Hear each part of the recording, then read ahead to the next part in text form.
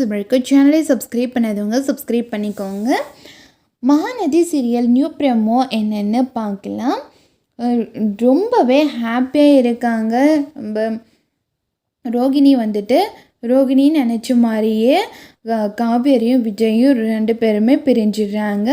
அது மட்டும் இல்லாமல் 2 பேருமே ஒருத்தருக்கொருத்தர் பார்த்துக்கவே கூடாதுன்னுட்டு காவேரியோட அம்மா முடிவு பண்ணி எல்லோரும் வீட்டை காலி பண்ண ஆரம்பிக்கிறாங்க. வீட்டை விட்டு போகணுன்னு முடிவு பண்ணிவிட்டு அங்கே வீட்டை விட்டு கிளம்புறாங்க. அப்போது விஜய் ரொம்பவே ஃபீல் பண்ணி எல்லார்கிட்டையுமே கெஞ்சி பார்க்குறாங்க. ஆனால் யாருமே விஜயோட ஃபீலிங்ஸை புரிஞ்சிக்கிறதே இல்லை. அது ரொம்பவே அவங்களுக்கு அப்செட் ஆகிடுது. தனியாக ரூமில் உட்காந்து அழுந்துக்கிட்டே இருக்காங்க. காவேரி, என்னை விட்டுட்டு எப்படி உனக்கு போக தோணுது?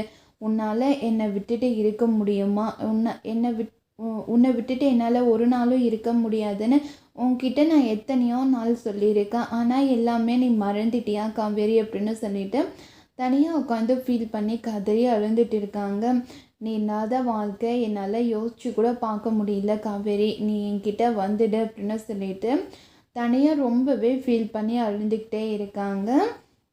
இன்னொரு பக்கம் பார்த்தோம்னா காவேரியோட அம்மா ரொம்பவே டென்ஷனாக இருக்காங்க விஜய் மேலே.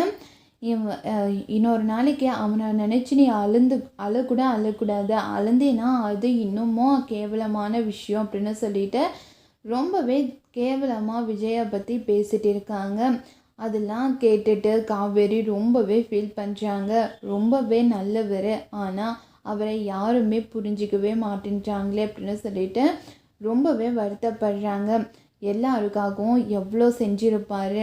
கடைசியில் எல்லாரும் அவரை தப்பாகவே பேசுகிற மாதிரி ஆயிடுச்சு அப்படின்னு சொல்லிட்டு ரொம்பவே ஃபீல் பண்ணிக்கிட்டே இருக்காங்க காவேரி. அதுக்கப்புறம் விஜயும் ரொம்பவே அழுந்துக்கிட்டே இருக்காங்க. நீ இல்லாத இந்த ரூமில் கூட என்னால் இருக்க முடியல காவேரி அப்படின்னு சொல்லிட்டு அழுந்துக்கிட்டே இருக்காங்க. இதோட இந்த ப்ரோமோ முடியுது.